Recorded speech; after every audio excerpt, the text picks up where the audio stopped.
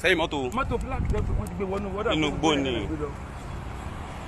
Wọ́n jáde láti inú gbó ìwà ni sẹ́. Wọ́n ti lè fẹ́ escape o.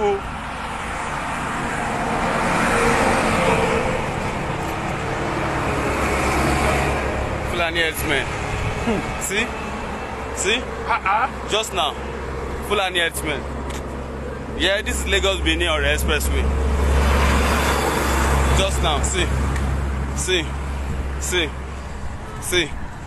them.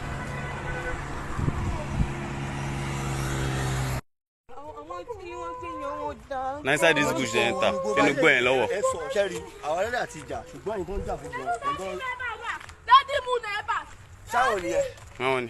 Ṣáwọ̀ Fúlàní ẹ̀ lọ. Wọ́n ti mú màkàn lọ. Wọ́n ti mú lọ. Wọ́n ti mú wọnú. Mò ń wò wọ́n báyìí.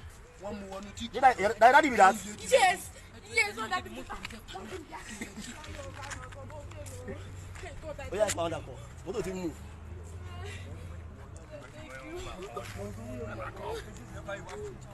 Kọ́ńdà bánu mọ́tò. How do this one? I don't know people. Why would they run for this? What is happening? They don't carry gun. They carry gun. Sun kama baba. See. What they hold that gun?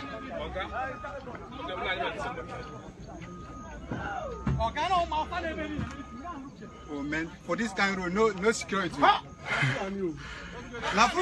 Fulani herdsmen, no. They pursue us. Fulani herdsmen pursue us.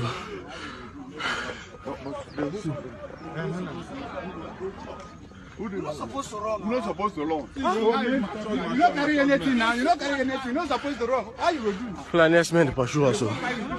Everybody don't run, leave their motor. Everybody don't run, leave their motor. They have kidnapped some people. They have kidnapped some people right now.